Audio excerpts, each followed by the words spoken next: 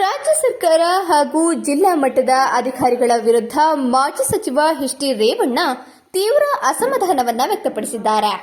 ನಗರದಲ್ಲಿ ಇಂದು ಸುದ್ದಿಗಾರರೊಂದಿಗೆ ಮಾತನಾಡಿದ ಅವರು, ರಾಜ್ಯದಲ್ಲಿ ಕಾಂಗ್ರೆಸ್ ಸರ್ಕಾರ ಅಧಿಕಾರಕ್ಕೆ ಬಂದ ನಂತರ ರಾಜ್ಯದ ಹಾಗೂ ಹಾಸನ ಜಿಲ್ಲೆಯ ಆಡಳಿತ ಗಮನಿಸುತ್ತಿದ್ದೇನೆ. ಒಂದೆಡೆ ರಾಜ್ಯ ಸರ್ಕಾರ ದ್ವೇಷದ ರಾಜಕಾರಣ ಮಾಡುವ ಮೂಲಕ ಹಾಸನ ಜಿಲ್ಲೆಯ ಬೆಳವಣಿಗೆಗಳನ್ನು ಕೊಲ್ಲಲು ಮುಂದಾದರೆ, ಅಧಿಕಾರಿಗಳ ದರ್ಪ ದುರಂಕಾರದಿಂದ ಮೆರೆಯುತ್ತಿದ್ದಾರೆ ಎಂದು ಆಕ್ರೋಶವನ್ನ ವ್ಯಕ್ತಪಡಿಸಿದರು. ನಮ್ಮ ಸರ್ಕಾರದ ಅವಧಿಯಲ್ಲಿ ಕೈಗೊಳ್ಳಲಾಗಿದ್ದ ಐಐಟಿ ವಿಮಾನ ನಿಲ್ದಾಣ, ರೈಲ್ವೆ ಮೇಲ್ಸೇತುವೆ ಹೀಗೆ 10 ಹಲವು ಯೋಜನೆಗಳನ್ನು ಕಾಂಗ್ರೆಸ್ ಸರ್ಕಾರ ಅಧಿಕಾರಕ್ಕೆ ಬಂದ ನಂತರ ಹತ್ತಿಕ್ಕುವ ಕೆಲಸ ಮಾಡುತ್ತಿದೆ. ಮೂಲ ಯೋಜನೆಗೆ ಅನುಗುಣವಾಗಿ ವಿಮಾನ ನಿಲ್ದಾಣ ಮಾಡುವ ಬದಲಾಗಿ ಮನಬಂದಂತೆ ಕೆಲಸ ಮಾಡುತ್ತಿದ್ದಾರೆ.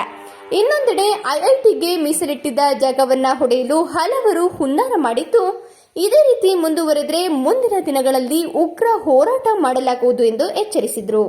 ಅಷ್ಟೇ, ನಾನು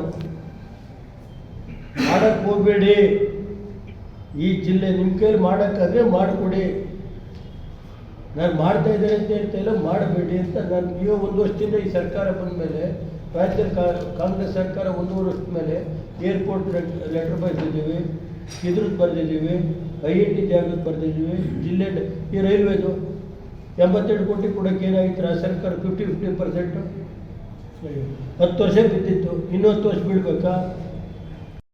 ಕಾಂಗ್ರೆಸ್ ಗೌರ್ಮೆಂಟಲ್ಲಿ ಕಿತ್ತೆ ಹಾಕಿದ್ರು, ಇದು ಫೀಸಿಬಲ್ ಇಲ್ಲ ಅಂತ ರೈಲ್ವೆ ಮಾರ್ಗ ಕಿತ್ತು ಹಾಕಿದ್ರು. ನಾವು ಆಯಿತು ಕಿತ್ತಾಕಲಿ ಅಂತ ಕಾದು ದೇವೇಗೌಡರು ಪ್ರಧಾನಮಂತ್ರಿ ಆದರು. 10 ತಿಂಗಳಲ್ಲಿ ಹಾಸನ ಟು ಮೈಸೂರು ರೈಲ್ವೆ ಮಾರ್ಗ ಇವತ್ತು 800-900 ಕೋಟಿ ಮಾಡಿಸ್ತಿಲ್ವಾ? ಬ್ರಾಡ್ಗೇಜ್ನ ಹಾಸನ ಟು ಬೆಂಗಳೂರು 4 ಲೈನ್ 2800 ಕೋಟಿಗೆ ಒಟ್ಟೆಲ್ಲ 4000 ಕೋಟಿ ಕೊಟ್ಟು ಮಾಡಿಸಿದ್ದೀನಿ. 4000 ಕೋಟಿ ಹಾಸನ ಟು ಬೆಂಗಳೂರು 4 ಲೈನ್ ಅಪ್ಗ್ರೇಡೇಷನ್ನು ಇವೆಲ್ಲ ಆಗಿ 2 ರೂಪಾಯಿನ ಈಗ ಎಲ್ಲ ಅದೆಲ್ಲ. ಏಕೆ ನಾನು ಹೇಳಿದ್ರು, ಯಾವುದೋ ಉದ್ದೇಶದಿಂದ ಈ ಜಿಲ್ಲೆಯ ಮುಂದಿನ ಬೆಳವಣಿಗೆನ ಹಾಳು ಮಾಡೋಕ್ಕೆ ಹೋಗಬೇಡಿ. ದೇವೇಗೌಡರು ಹಲವಾರು ಪತ್ರ ಬರೆದಿದ್ದಾರೆ. ಕಳೆದ 1 ವರ್ಷದಿಂದ ಏರ್ಪೋರ್ಟ್ ಬಗ್ಗೆನೂ ಬರೆದಿದ್ದಾರೆ, ಐಒಟಿ ಬಗ್ಗೆನೂ ಬರೆದವ್ರೆ. ನಿಮಗೆ ಮಾಡೋಕ್ಕಾದವ್ರು ಆ ಲ್ಯಾಂಡನ್ನು ಹಂಗಿಟ್ಟಿರಿ. ಜಿಲ್ಲಾಡಳಿತ, ಜಿಲ್ಲಾ ಪಂಚಾಯತ್, ಪೊಲೀಸ್ ಇಲಾಖೆ, ನಗರಾಭಿವೃದ್ಧಿ ಪ್ರಾಧಿಕಾರ, ಕೃಷಿ, ತೋಟಗಾರಿಕೆ ಸೇರಿದಂತೆ ವಿವಿಧ ಇಲಾಖೆಗಳು ಯಾವ ರೀತಿ ನಡೆಯುತ್ತಿವೆ ಎಂಬುದನ್ನು ಸೂಕ್ಷ್ಮವಾಗಿ ಗಮನಿಸುತ್ತಿದ್ದೇನೆ. ಎಲ್ಲ ಇಲಾಖೆಗಳಲ್ಲೂ ಭ್ರಷ್ಟಾಚಾರ ತಾಂಡವವಾಡುತ್ತಿದ್ದು, ಅಧಿಕಾರಿಗಳು ಮನಬಂದಂತೆ ವರ್ತನೆ ಮಾಡುತ್ತಿದ್ದಾರೆ. ರೇವಣ್ಣ ಅವರ ರಾಜಕೀಯ ಅಂತ್ಯವಾಗಿದೆ ಎಂಬ ಭಾವನೆ ಅಧಿಕಾರಿಗಳಲ್ಲೂ ಮನೆ ಮಾಡಿದೆ. ಈ ರೀತಿಯ ಭಾವನೆ ಇದ್ದರೆ ಇಲ್ಲಿಗೆ ಬಿಡಬೇಕು. ತನ್ನ ರಾಜಕೀಯ ಜೀವನದಲ್ಲಿ ಹಲವು ಏಳು ಬೀಳುಗಳನ್ನು ನೋಡಿದ್ದೇನೆ. ಆದರೆ ಇದೀಗ ಹಾಸನದಲ್ಲಿ ಅಧಿಕಾರಿಗಳೇ ರಾಜಕಾರಣಿಗಳಂತೆ ವರ್ತಿಸುತ್ತಿದ್ದಾರೆ ಎಂದು ಕಿಡಿಕಾರಿದರು. ಊಡದಲ್ಲಿ ಕೇಳೋರು ಪರ್ಮಿಷನ್ ಕೊಡ್ತಾರಲ್ಲ, ಊಡಾದರು ಜಿಲ್ಲಾಧಿಕಾರಿಗಳು ಊಡಾದರು ಪರ್ಮಿಷನ್ ಕೊಡ್ತಾರೆ, ಕೇಳೋರು. ಗೊತ್ತಾಯ್ತು? ನಾನು ಕೇಳೋದು ನೋಡ್ರಿ, ಮನವಿ ಮಾಡ್ತಾ ಇದ್ದೀನಿ. ನಾನೇ ಶಾಂತಿಯಿಂದ ನಾನು 3 ತಿಂಗಳಿಂದ ನೋಡ್ತಾ ಇದ್ದೀನಿ ಅಷ್ಟೇ. ಅದು ಬಿಟ್ಟರೆ ನಾನು ಬಾಕಿ ವಿಷಯ ಹೇಳಿದೆ. ಅದನ್ನು ನಾನು ನೋಡ್ರಿ, ನಾನು ಹೇಳಿದೆ, ನೀನು ಅದನ್ನು ಈಗ ನಾನು ಇದು ಹೇಳಿದೆ, ಬಾಕಿ ಅಲ್ಲ.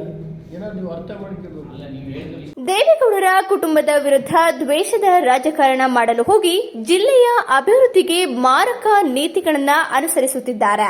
ಅಭಿವೃದ್ಧಿ ಮಾಡುವ ಬದಲಾಗಿ ಕೇವಲ ರಾಜಕೀಯ ಮಾಡಿಕೊಂಡು ಜಿಲ್ಲೆಯ ಅಭಿವೃದ್ಧಿ ಕುಂಠಿತವಾಗಿದೆ. ಜಿಲ್ಲೆಯಲ್ಲಿ ದೇವೇಗೌಡರ ಕುಟುಂಬ ಹಾಗೂ ರೇವಣ್ಣ ಅವರ ರಾಜಕೀಯ ಜೀವನ ಮುಗಿಯಿತು ಎಂದು ಯಾರಾದರೂ ಭಾವಿಸಿದ್ರೆ ಅದು ಸುಳ್ಳು. ತನ್ನ 40 ವರ್ಷಗಳ ರಾಜಕೀಯ ಜೀವನದಲ್ಲಿ ಇಂತಹ ಅನೇಕ ಘಟನೆಗಳನ್ನು ಎದುರಿಸಿದ್ದೇನೆ. ಆಳುವ ಸರ್ಕಾರ ಅಭಿವೃದ್ಧಿ ಮಾಡುವುದಾದರೆ ಮಾಡಲಿ, ಇಲ್ಲವಾದರೆ ಅಭಿವೃದ್ಧಿಗೆ ಮೀಸಲಿಟ್ಟಿರುವ ಜಾಗ ಹಾಗೂ ಹಣವನ್ನ ಹಾಗೆ ಇಡಲಿ. ಅದನ್ನ ಬಿಟ್ಟು ದುರ್ಬಳಕೆ ಮಾಡಿದರೆ ಮುಂದಿನ ದಿನಗಳಲ್ಲಿ ಜೆಡಿಎಸ್ ಏನು ಎಂಬುದನ್ನು ತೋರಿಸಬೇಕಾಗುತ್ತದೆ ಎಂದರು. ಜಿಲ್ಲೆಯ ಬೆಳವಣಿಗೆನ ಕಳೆದ 10 ವರ್ಷದಲ್ಲಿ ಕುಂಠಿತ ಮಾಡಿದ. ಹಿಂದೆ 5 ವರ್ಷ ಕಾಂಗ್ರೆಸ್ ಇದ್ದ ಕುಂಠಿತವಾಗಿತ್ತು. ಫ್ಲೈಓವರ್ ಮಾಡೋಕ್ಕಾಗ್ತಿದ್ರು 5 ವರ್ಷ. ಅದನ್ನು ಮತ್ತೆ ಆ ಕೆಲಸ ಮಾಡಬೇಡಿ.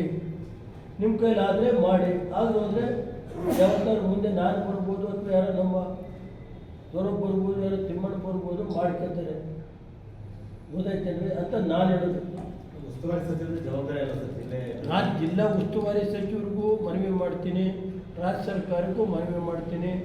ಈ ಬೆಳವಣಿಗೆನ ಜಿಲ್ಲೆ ಬೆಳವಣಿಗೆನ ಕೊಲ್ಲಬೇಡಿ. ದೇವೇಗೌಡರು ಕುಟುಂಬಕ್ಕೋಸ್ಕರ ಕುಟುಂಬದ ವೈರತ್ವ ಇಟ್ಕೊಂಡು ಕೊಲ್ಲಬೇಡಿ ಅಂತ ಹೇಳಿದೆ ಸರ್. ನಾನು ಬೇರೆ ಪರ್ಸನಲ್ ನನಗೆ ಯಾವುದಿಲ್ಲ. ಸುದ್ದಿಗೋಷ್ಠಿಯಲ್ಲಿ ಜೆಡಿಎಸ್ ಜಿಲ್ಲಾಧ್ಯಕ್ಷ ಕೆಎಸ್ ಲಿಂಗೇಶ್, ಶಾಸಕ ಸ್ವರೂಪ್ ಪ್ರಕಾಶ್ ಇತರರು ಹಾಜರಿದ್ದರು.